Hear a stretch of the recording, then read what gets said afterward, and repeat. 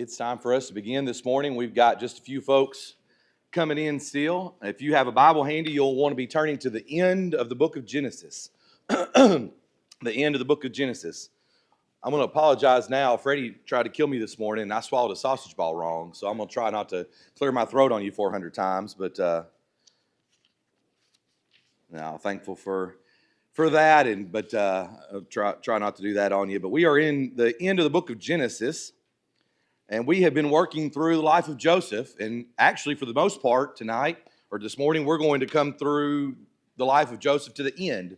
And so you can actually begin about chapter 45, really, because we're going to pick up where we left off last week. But we're going to try to get through chapter 50.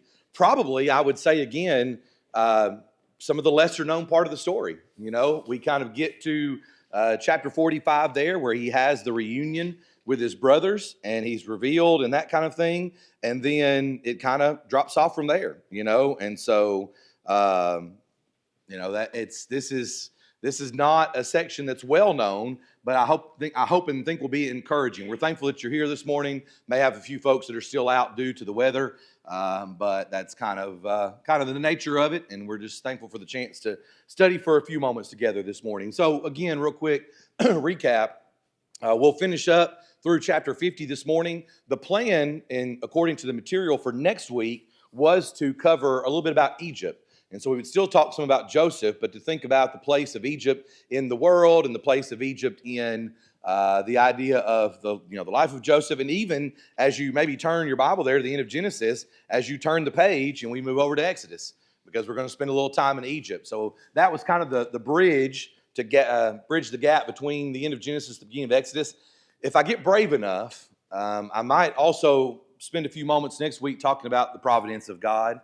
That is, I think when Cody and Lauren were here a couple of weeks ago visiting, I think Cody said he had just finished maybe a whole quarter study on the providence of God. So it's a deep subject, and I think I heard Dan Winkler say one time it will rattle your brain.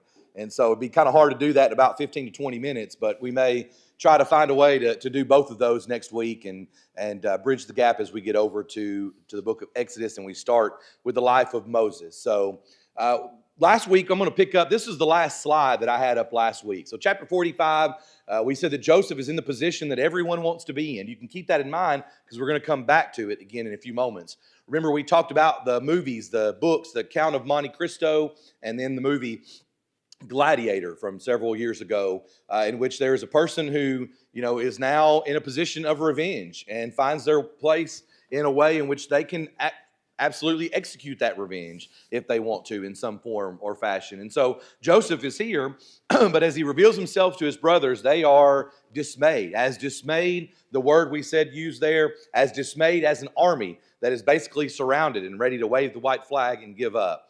But then comes the forgiveness that Joseph is willing to extend. And so I kind of summed it up by saying the family moves to Egypt and Pharaoh gives the land of Goshen. I'm going to have a map in just a moment to kind of hopefully help our mind's eye to think about that. But let me go a little bit further or to think about this and to kind of try to start working towards the end. There is the tearful reunion, right? After verse number 5, when Joseph says that God sent me before you to preserve life. That wonderful statement that he says again later in verse number 7, but of deliverance, that he is there for that. And so there is this almost on their knees, you imagine a movie-like scene of a tearful reunion. And then there's this discussion about what's going to happen. And in the end, I wrote on the screen here, but I like to take it and turn it a little bit to get you to think about it. But Joseph sends the U-Hauls home to Canaan. And it tells you down there in about verse 21, that what he does is he gives them carts. So probably not as protective or as good as U-Hauls, but something nonetheless to send home, and so that they can then get back to Egypt, because that's the plan. I'm going to send you home. Remember, this is Jacob's first word. Besides the earlier interactions of this man, this great man, this second in command in Egypt, this is going to be Jacob's first word. We'll talk more about that in just a moment here. But Joseph's going to send them home, not just with his brothers, with a change of garments. Notice there in verse number 22, as we continue to emphasize chapter 45, verse 22, this idea of favoritism and things like that. But he gave Benjamin 300 pieces of silver, and 5 change. Was doing something terribly wrong here, but yet, I mean, there is a favoritism shown towards Benjamin, and they have that connection as being the favored children to some extent there. So notice there in verse number 24, as the brothers go along the way, he tells them, not to be troubled. Verse 25, they come to the land of Canaan, and they told him, saying, Joseph is still alive, and he is governor over all the land of Egypt. And, we're talking about translations. So, by the way, as we're thinking about translations of Scripture, and we're going to be doing that in a couple of weeks on Wednesday night, the New King James says here in verse number 26 that Jacob's heart stood still. We might say that Jacob's heart stops or almost stops. Whether that's the kind of like when you talk about having butterflies in your stomach, or my heart skipped a beat when somebody's in love or something like that. I mean, whatever it's like, Jacob's heart seems to almost stop. Now, the English Standard Version, if you have an English Standard Version in front of you, it says that his heart became numb. So either way, we understand that this is a reference to his being upset about this and for so long now, and then hearing something different. And either way, it says there that he was revived. Later on in verse number 27, it says, the spirit of Jacob, their father, revived. And so he kind of has this moment where, you wonder, as I have on the screen there under point number 2, once again, we're in this moment of, fool me once, shame on you, fool me twice. What's the deal here, guys? This is about the second or third or fourth, depending on, how you want to count it in the different situations. This is another time in which you guys have shown up and given me some kind of information. Why in the world would I trust it? Why in the world would I believe that? Do you think he had trouble believing? Notice it says there in verse number 27 that maybe he had trouble believing until he saw the wagons coming around the bend, right? So he saw the carts coming around. Then he begins to say, well, wait a minute. Now, we didn't send you away with all of that. And if we didn't send you away with all that and you're coming back, then maybe there is some truth to what you're saying, or there is some kind of change here. And so by the end of chapter 45, he decides to go. Now, if you want to hold your place real quick there and turn back to Genesis chapter 15, as we've talked about prophecies, and we did so on Wednesday night in our class about how we got the Bible, we are all very well acquainted with Genesis chapter 12, right? You have notations in your Bible. Genesis chapter 12, verses 1 through 3, and then even over and down to verses 7 and 8, where God makes the promises to Abram. Remember the nation promise? I will make you a great nation. I will bless you. The seed promise. And in you all the families of the earth shall be blessed. There's the land promise over in verse number 7. To your descendants I will give this land. What about in Genesis chapter 15 and verses 13 through 16? Notice there it says, then he said to Abram, know certainly that your descendants will be strangers in a land that is not theirs. Sound familiar? Sound like you know what's about to happen? And will serve them, and they will afflict them for 400 years. And also the nation whom they serve I will judge. Afterward they shall come out with great possessions. And so here we have a bit of prophecy, a fulfillment that's going to come later, where God says to Abram, your descendants will be strangers in the land, they will be servants in the land, and it will last for 400 years. More on that here in just a moment. So I have there under point number 4, I know they're not numbered, but the 4th bullet point, when the fullness of time had come. So we've talked a little bit about that lately, especially on Wednesday night. Tina's mentioned it a couple of times in comments. But when we say when the fullness of time had come, what we're referencing is when Jesus came into the world, right? Because that's Galatians 4:4. I didn't put it on the screen, but that's Galatians 4:4. And that verse says specifically, when the fullness of time had come, God sent forth his son, born of a woman. So we're talking about Jesus. But think about the concept of that, right? Think about the idea of the fullness of time coming. Now, this is when we sometimes begin to dabble in and think about providence, that the timing seems just right. Let me share with you a quote from James Burton Kaufman in his commentary. It says, what a wonder this record of how it happened. talking about all these things with Joseph, even up to chapter 45, where we just stopped reading a moment ago.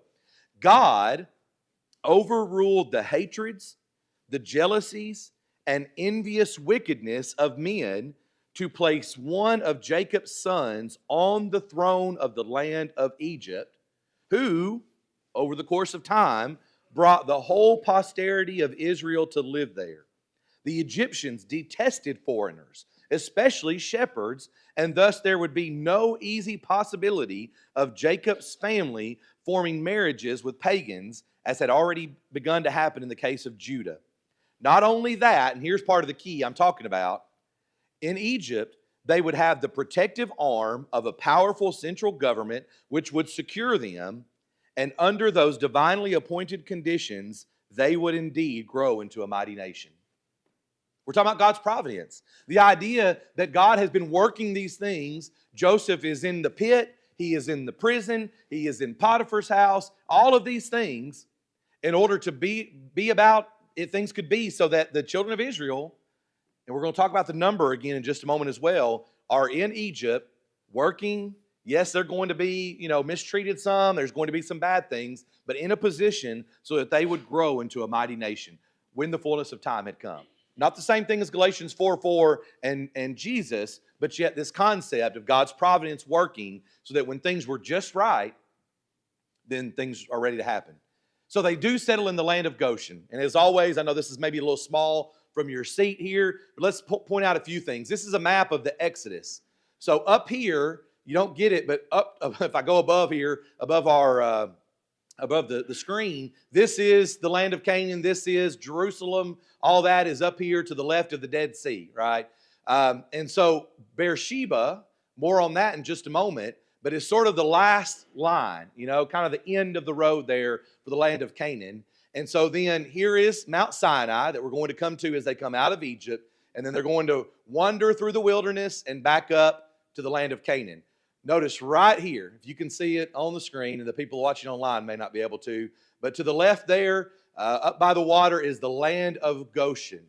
So here in Egypt, you see Memphis, you see Ramses, Succoth, some of the names you might have heard before of major Egyptian cities. And then up here in what would be considered a fertile territory, a good place for the children of Israel to be, is the land of Goshen, where they are going to settle. And once again, for our purposes right now, place a pin there in your mind, and we'll come back to it when we do get to Egypt and we do get to Moses and those kinds of things. So they are going to settle there. All right, chapter 46, if you want to go back to the text that we're in right now, notice that they pack up everything. They pack up everything. Chapter 46 and verse 1, so Israel took his journey with all that he had. What this is not Jacob walking out the door and turning around to some family or to some children or to some servants and saying, hey, y'all hold the fort down, all right? Y'all hold the fort down and we'll be back. No, this is packing up everything and moving. And so the reunion that's about to occur, more on that in a moment, but the reunion that is coming between Jacob and Joseph might have a tinge of bittersweet to it because Jacob is having to leave home. He's having to leave home, and he's packing up everything, and he is going. Now, one more thing about this idea of packing up everything and moving.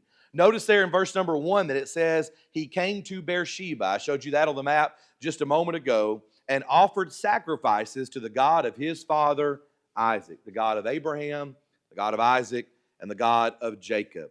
So when Jacob does this, notice there in verse 2 that God speaks to Israel or speaks to Jacob, and he gives him a reminder in verses 3 and 4, this is consistent with my will. This is what I want. This is what was supposed to happen. He said, verse 3, I am God, the God of your father. Do not fear to go down to Egypt, for I will make of you a great nation there. I will go down with you to Egypt, and I will also surely bring you up again, and Joseph will put his hand on your eyes. So, hold your place right there as we try to cross-reference sometimes and go backwards to Genesis chapter 26. Genesis chapter 26 and verse number 2. Now let's set the stage. This is Jacob with his brother Esau. Do you remember this story at the end of chapter 25? If you're turning there, in chapter 25 is when Esau sells his birthright for that stew. Remember that? Then chapter 26 is the story of Isaac and Abimelech.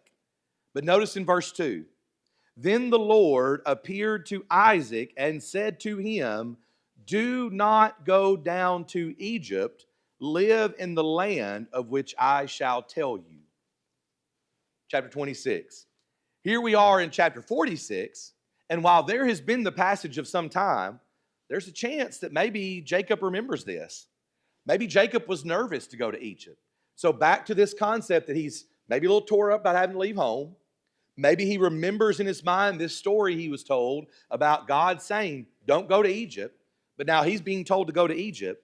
So verses 3 and 4 is where he has this confirmation from God. This is consistent with the will of God. And so maybe, just maybe, this is why Jacob makes a pit stop on the way to Egypt. And he says there, I'm going to stop at the last exit before I leave the territory. I'm going to make one more stop here, and I'm going to worship God and maybe check out if what I'm doing is correct. And he does. So then the rest of chapter 46 gives us a roster rundown, right? It's a roster check. As you look through there, this is the section that all the scripture readers around here would hope that Freddie wouldn't give them before a morning lesson. You know, having to read chapter 46, picking up in about verse 8, and going through almost the rest of the chapter, down to verse 24 or so. But as you see on the screen there, maybe the purpose of this is for it to serve as an illustration to keep the perspective in our minds of what is about to happen. First of all, as you see there in verse number 27,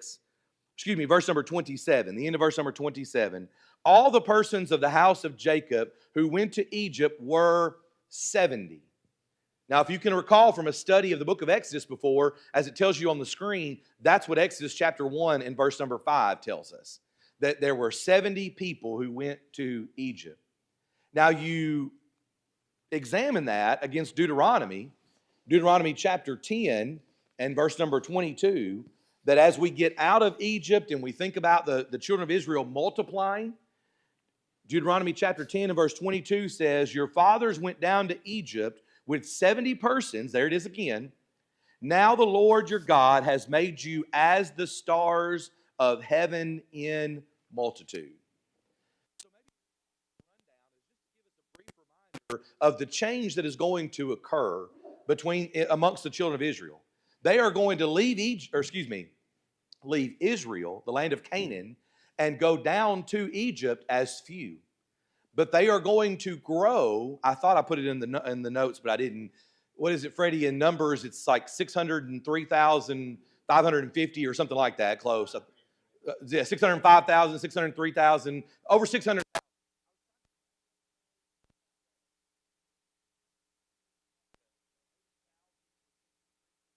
We can't even quite fathom it. It doesn't even make sense to say it that way, I don't think.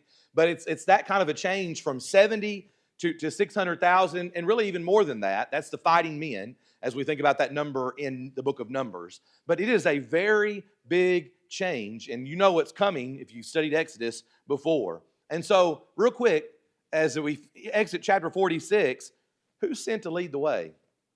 What does verse 28 tell you? Who leads the way? Judah. We talked about Judah last week. Judah's role in all of this. At number one, we're going to read it in just a moment, but the one who would eventually come is the Lion of Judah. One of the lives that Joseph preserved through this book, through these chapters, is the life of Judah. And what's really funny to think is that maybe Judah was the one who was most responsible for Joseph being separated from his brothers. I mean, it doesn't really do us any good to cast blame, to assign a percentage, but maybe Judah is the first on the list of those who were in charge of separating Joseph from his brothers. And now here he is, number one, first in helping lead the reunion. And he leads the way, verse 28 tells us. And then Joseph is going to make ready his chariot in verse number 29. And so now we come to my favorite part. And here it is on the screen.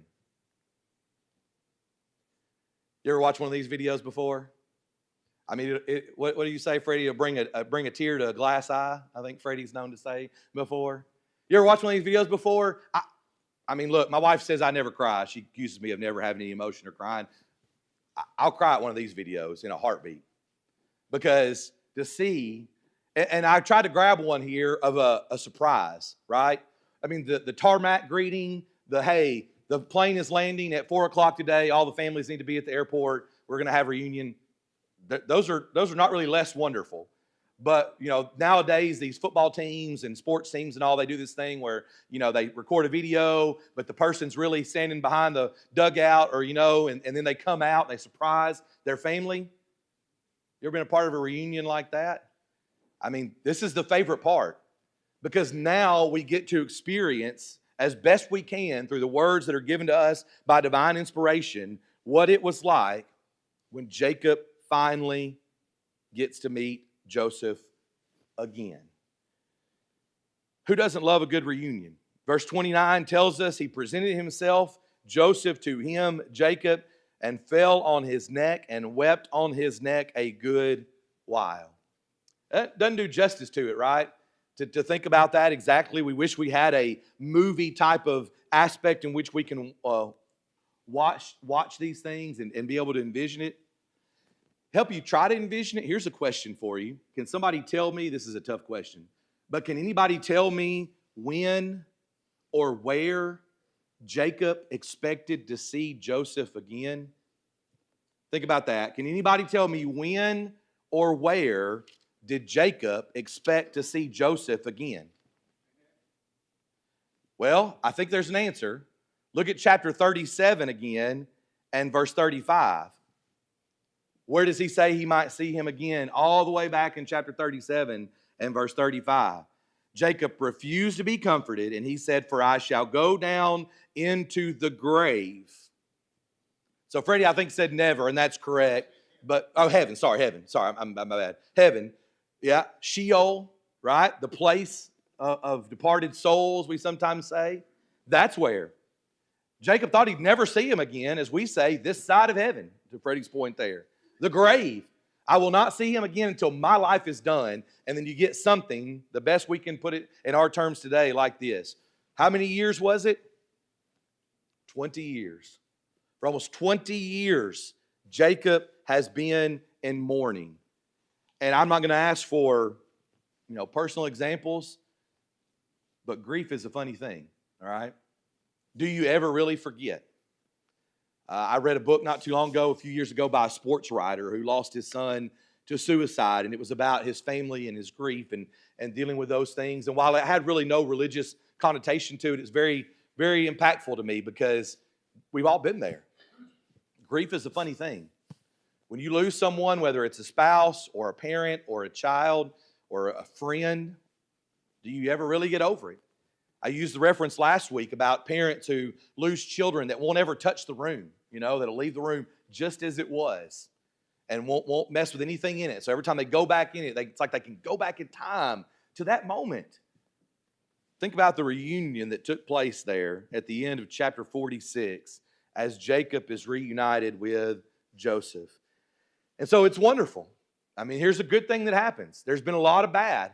There's been a lot of difficulty, but they are reunited, and then we get to finish out the rest of the chapters here. So to kind of pick up the pace a little bit, because that's a big moment, chapter 47, Joseph's family comes before Pharaoh. By the way, I said a moment ago that the Egyptians didn't like shepherds. Look there at the end of chapter 46 and in the beginning of chapter 47, and you'll see this situation that occurs where Joseph and his family or his brothers, or even some of the men have this deal about going before Pharaoh and how they're going to answer, because it says there at the end of verse 34, every shepherd is an abomination to the Egyptians. So I didn't make that up. Not that I ever make anything up, but I didn't make that up. It says it there, and there's kind of this is kind of one of those odd parts in Scripture about why this takes place, but ultimately they're honest. They tell Pharaoh exactly what their occupation is in verse number 3, and there's this meeting. Now, we go down to verse number 7, and Jacob comes before Pharaoh, And Jacob blesses Pharaoh. And we might say, in a sense, rightfully so. He doesn't bow the knee and treat him as a god or the god as the Egyptians do, but he does bless him. Think about what Pharaoh has done for his son.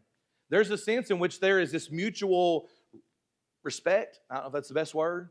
Respect between them. And so Jacob blesses him for the good things that have occurred. And maybe even, as I said, rightfully so blesses Pharaoh. But understanding that he's not bowing the knee in a subservient way of saying, you are the way the rest of the Egyptians feel. You are a god, that kind of thing.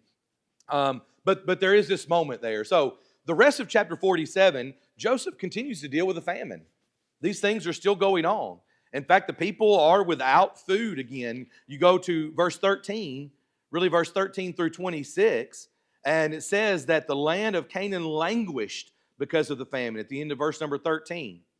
And so there's a three-part thing here, and I have it on the screen, but there's a three-step moment or occurrence here where in order to get grain, in order to get food, the people go through three things. Number one, they bring their money, which makes sense, right? Natural way that we trade and exchange goods today, they give their money.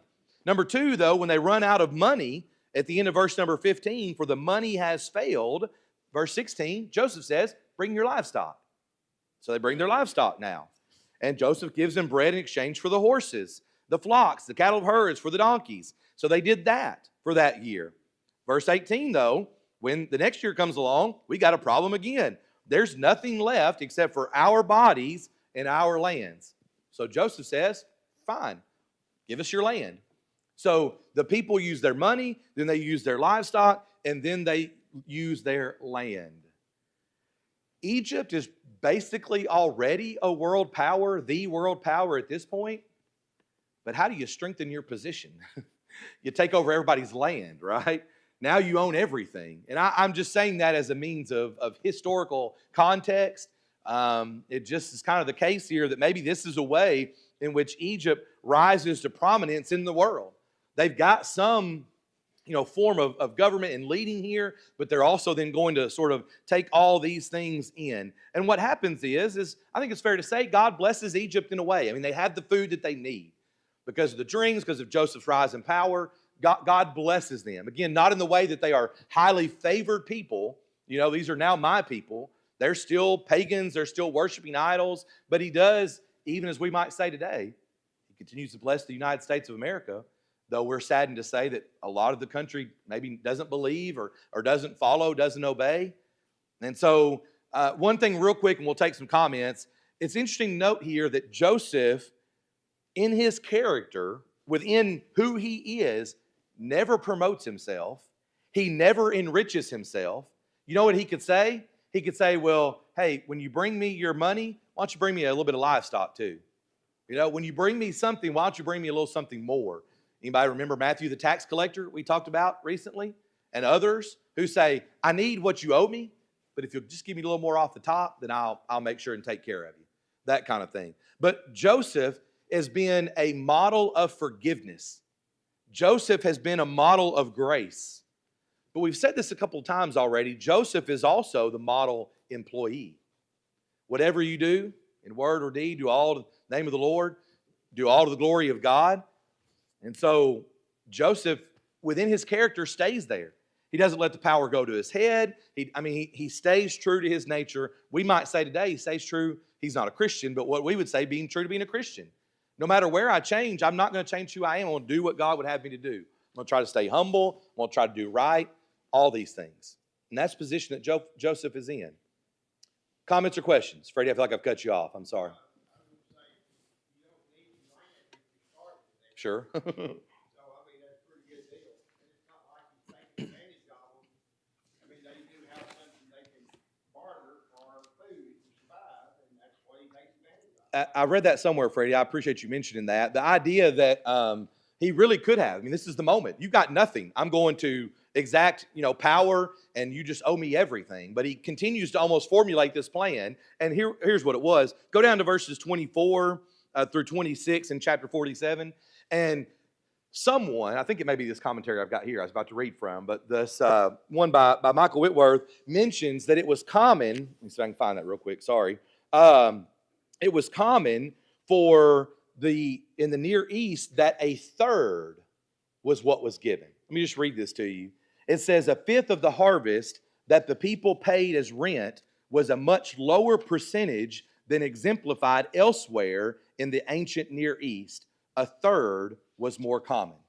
So I have no historical reference to back that up and kind of relying on somebody else having done that. But I would assume that through other references, we see that a lot of times it was a third. So to Freddie's point, not only does he not just exact power and say it's all mine, he comes up with a plan, a trade system, and it's lower than what most others are. He's continuing to be a shrewd manager and act in a, it's not even legal, that was the word that came to my mind, but just in a good way, we would say in a Christian way in dealing with someone.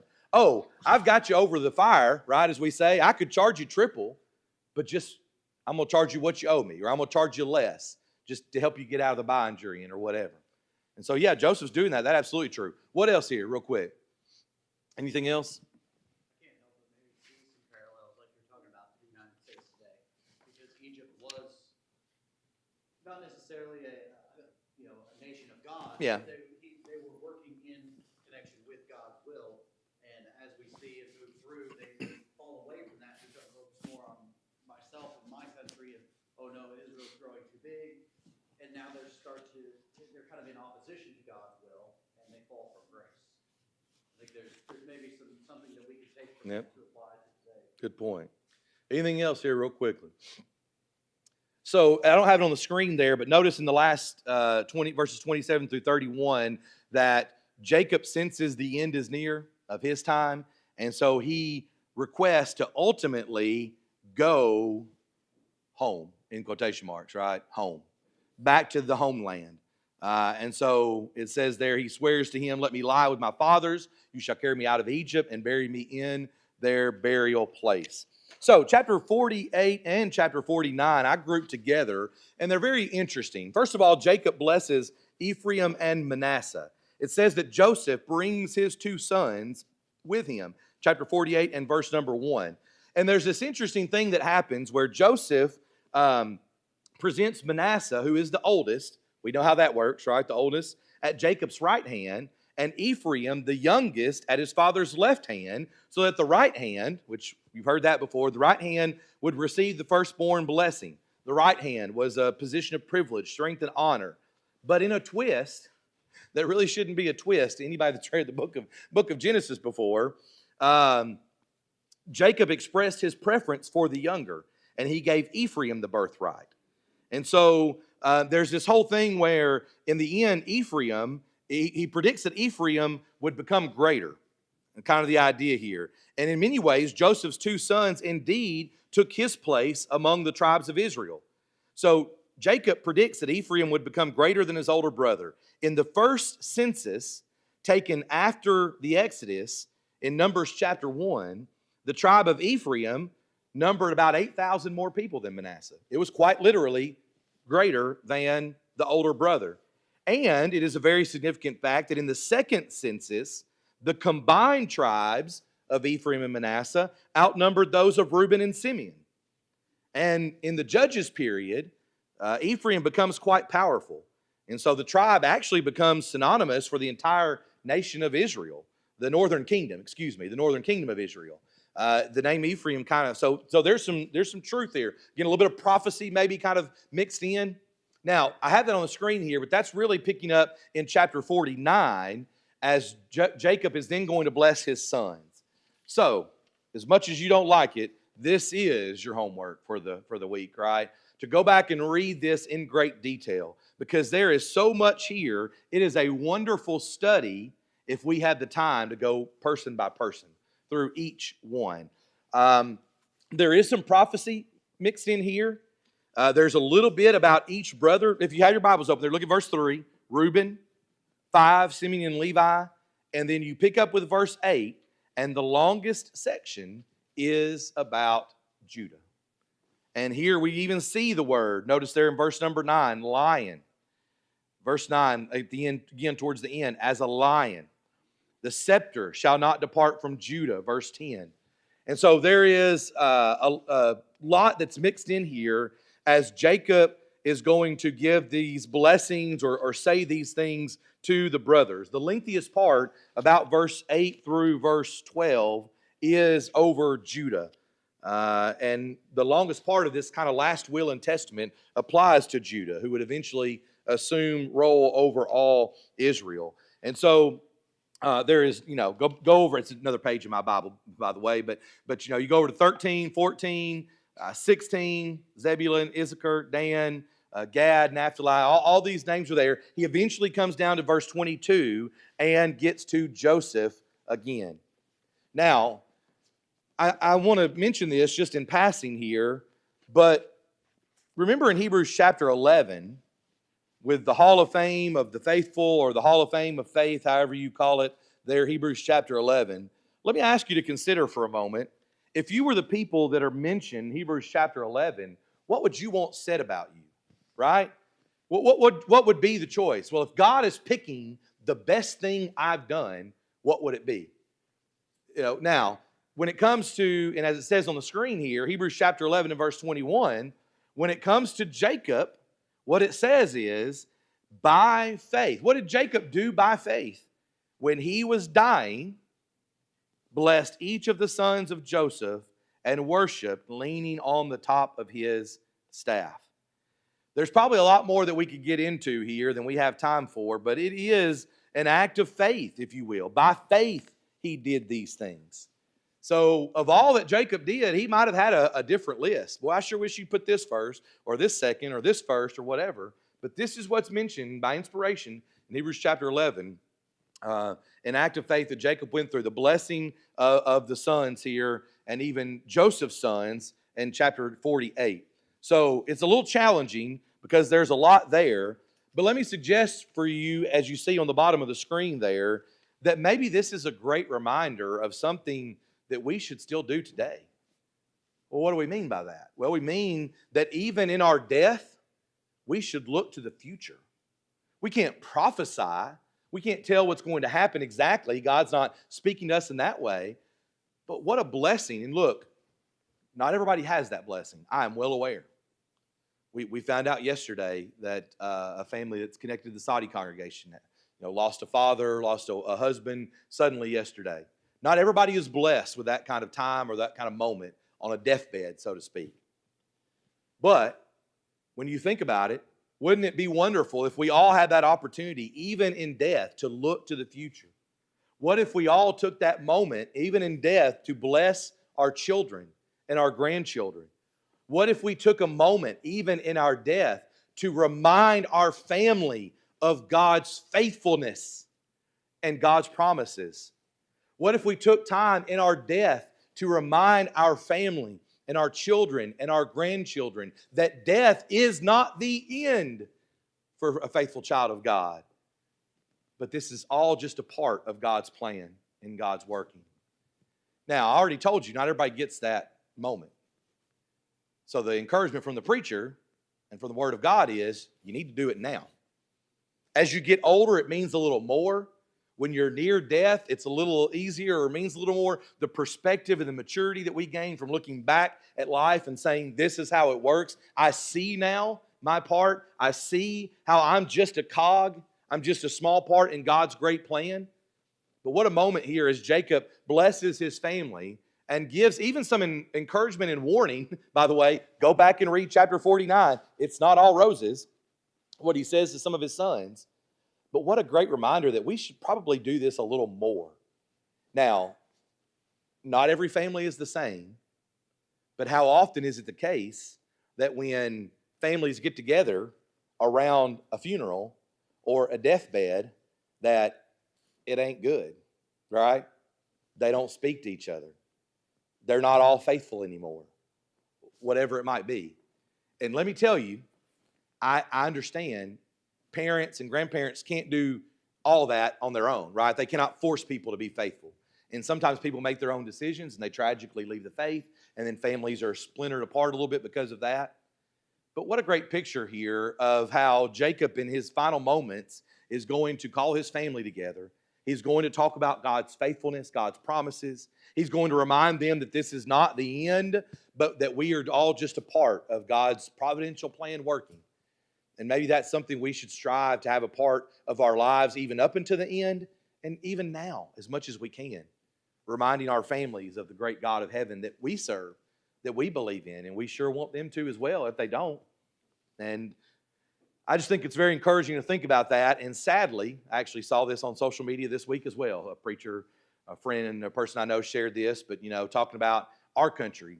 And you can kind of moan and groan or debate the years, but 60, 70, 80 years ago, as our country kind of diverged on this path away from God, and people began to maybe be a little more selfish and kind of do what I want to do, and don't tell me what to do, and I don't want to be a part of any kind of religion. And then we wind up where we forget some of these things. The old statement there arose a generation that knew not God. We sometimes lament that we may not be that far away from that. And so I think there's a great encouragement here at the end of Jacob's life to think about what was going on. So we've got just about 8 minutes or so left here, but I want to get to chapter 50. Comments or questions there? All right, so chapter 50, we have then, after Jacob dies, the burial of Israel. And I hope you know I wasn't not trying to be confusing by referring to him that way. Well, you go back and forth sometimes. But Jacob, or Israel, there is his death. He is going to then breathe his last in verse 33. And it says, was gathered to his people. We open chapter 50, and there is embalming. The New King James uses that word here in chapter 50 in verse number 2. I saw one writer who said that it mentions in verse 2 there that Joseph commanded his servants, the physicians, to embalm his father, that maybe that is or was a way to keep it from being as pagan religious or as pagan ritualistic as it normally was. I don't know if that's the case or not. I don't know if we can say that for sure. I don't necessarily think these were Hebrew doctors kind of thing, but maybe for whatever reason, it's just something to consider. The embalming process was often involved with this whole ritualistic, religious thing to the Egyptians. And so maybe this was a way of kind of skirting that, I guess you might say. But look at verse 3. 40 days were required for him, for those who would be embalmed, and the Egyptians mourned him for 70 days. I read somewhere that it was said that they would mourn for a pharaoh for 72 days. Now again, without spending maybe 4 or 5 hours of my day looking that up, that they would mourn a pharaoh 72 days, and they mourned Jacob for 70 days. Kind of interesting to consider. And then as I put on the screen there, what a funeral procession it was. Freddie, I couldn't help but think it wasn't the same for us, but Freddie and I think our sister Faye Mosley's funeral procession got caught in the 127. Was that it, Levon? That wasn't all for Faye, but we sure got caught up in quite the funeral procession that day, trying to get to the graveside after we left the funeral home.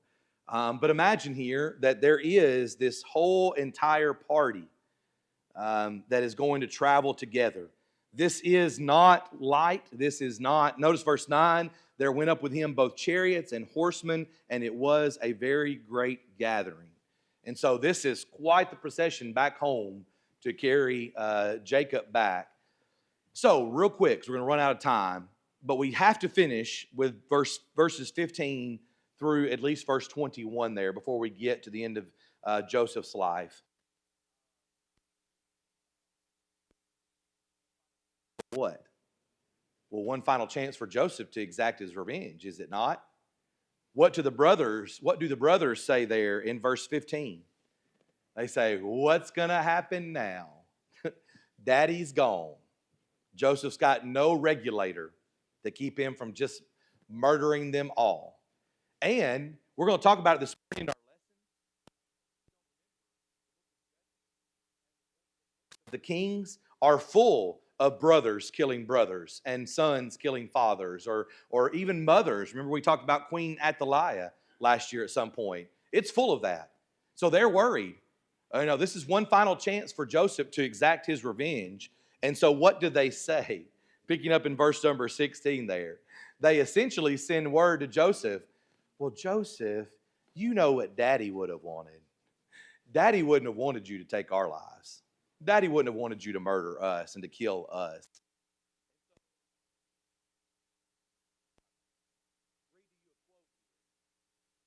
Says Joseph's response in verses 19 and 20 stands not only as the perfect summary of Genesis, but also as a shadow of how the rest of human history would unfold with God at the helm.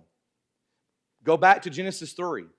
At the beginning of Genesis, Adam and Eve attempted to erase the line distinguishing God from man. Here, Joseph refused to cross that line, acknowledging that some things belong to God alone. Joseph understood that life is not a series of unfortunate events, but rather events that unfold under the sovereign watch of God. At times, it requires tremendous faith to believe this truth, but God will never allow an event to occur that He cannot use to glorify Himself and redeem our brokenness. Look again at Genesis chapter 50 and verse 19. And Joseph said to them, in response to their statement, Daddy wouldn't have wanted you to do this. Do not be afraid, for am I in the place of God? But as for you, you meant evil against me, but God meant it for good, in order to bring it about as it is this day, to save many people alive. Adam and Eve wanted to play God. In the book, The Count of Monte Cristo, in the movie Gladiator, and in so many other even real-life occasions, what people want to do is they want to play God. It is mine now to have. It is mine now to do. Get on your knees, beg for your life. I mean, whatever you want to put in place there to consider. And Joseph says the exact thing. Am I in the place of God? He had a moment here to quite literally jump across that line and say, here I am. I've waited. I had a chance in chapter 45. I've waited, and now I'm going to exact my revenge. But he understands. He's humble enough. He's honest enough to understand. He says, I am not in the place of God. This is God's to do, just as He has done in having me be in this position to bring it all about as it is this day to save many people alive. What a fascinating story. All the way from front to back. You know, I grabbed this picture from the internet, from a website that you can use. And this is, of course, as you can kind of see there, the coat of many colors, the brothers surrounding him there. And I just kind of used it as my header each week. But think about going all the way back to there when we were a few weeks ago now. And think about the travails, the trials, the temptations, the struggles, everything that we've hit between there and here in the life of Joseph. And even how it connects to the Lion of Judah. Even how it connects to the providence of God. And it's a great, great study. We're not done with it completely yet. Again, we'll come back next week and we'll try to maybe split the difference between talking a little bit about Egypt and then going into the providence of God.